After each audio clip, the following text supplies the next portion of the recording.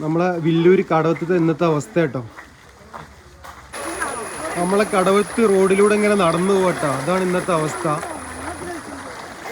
ബാസിന്റെ മുന്നിലുണ്ട് നമ്മളെ കൗൺസിലർ വരുന്നു, റംല ടീച്ചറാണോ പോണത്.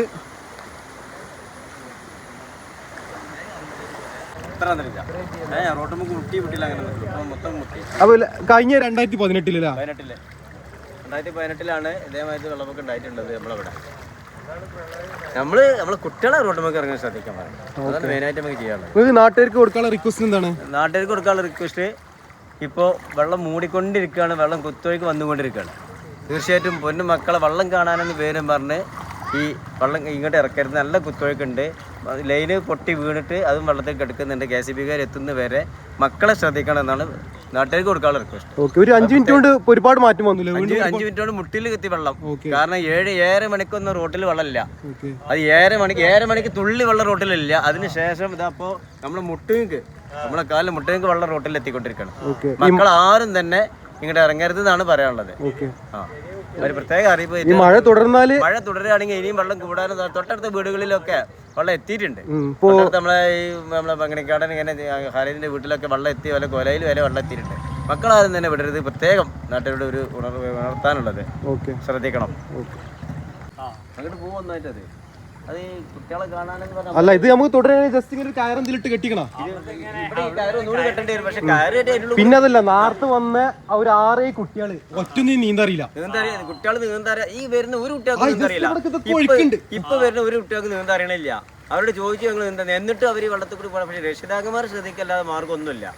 രക്ഷിതാക്കന്മാർ ശ്രദ്ധിച്ച് മഴ ഇനിയും തുടരുകയാണ്. കാലാവസ്ഥ നമുക്ക് പ്രതികൂലമായിട്ട് വന്നുകൊണ്ടിരിക്കുന്നത്. തീർച്ചയായിട്ടും മക്കളെ നീന്തറിയാത്ത മക്കളാണ് മൊത്തം ഉള്ളത്. അത് എവിടെ പോയി തപ്പാന്നും കൂടി നമുക്ക് പറയാൻ കഴിയില്ല. കാല് തെറ്റിപ്പോയി കഴിഞ്ഞാൽ പോയി. ശ്രദ്ധിക്കണം. നമ്മളെ ഷൗക്ക് വരുന്നുണ്ട് സ്ഥലം സന്ദർശിക്കാൻ. വെള്ളം നല്ല മാറ്റം, വെള്ളം കൂടിയ ഒരുപാട് കൂടിയ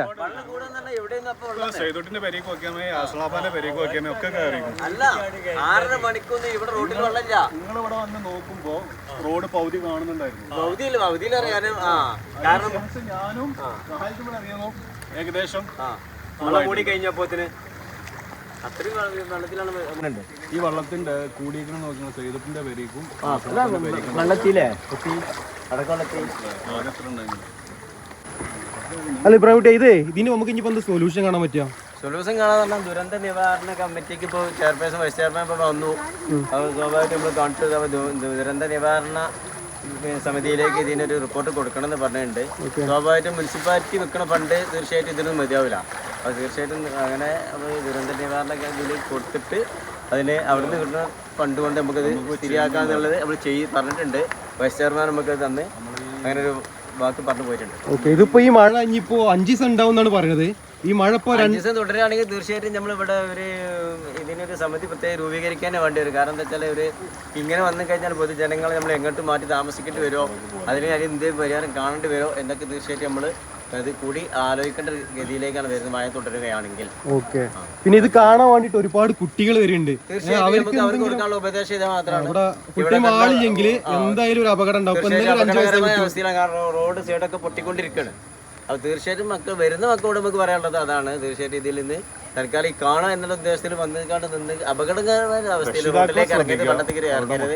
അത് രക്ഷിതാക്കന്മാർ പ്രത്യേകം ശ്രദ്ധിക്കാത്ത മക്കളാണ് വരുന്നത്. പക്ഷെ അതും പിന്നെ മക്കൾ ശ്രദ്ധിക്കണം മാത്രം. നിങ്ങൾക്ക് അറിയാത്ത മക്കളാണ് എല്ലാവരോടും വരാനുള്ളത്.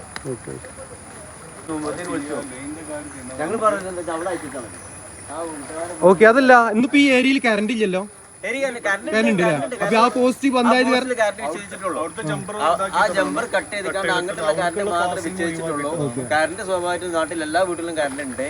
പക്ഷെ അത് അപകടമാണ്. ഇപ്പൊ ഇത് നമുക്ക് അതിനകത്ത് കണ്ടറിഞ്ഞില്ലെങ്കിൽ ആ പോസ്റ്റ് നമ്മൾ ലൈന് കഴിച്ചിടാൻ പറഞ്ഞിട്ടുണ്ട്. ഈ പരിസരത്തുള്ള വീട്ടിലൊക്കെ വീടുകളിലൊക്കെ കറണ്ട് ഉണ്ട്. മാത്രമല്ല ആ ലൈനിൽ നിന്ന് കറണ്ട് ഒഴിവാക്കിയതിനും കൂടിയിട്ട് തൊട്ടടുത്ത വീടുകളിൽ ഇൻവേർട്ടർ ഉണ്ടായതുകൊണ്ട് ന്യൂട്രമ കൂടി കറണ്ട് വന്ന് വെള്ളത്തിൽ സാധ്യതയുണ്ട്.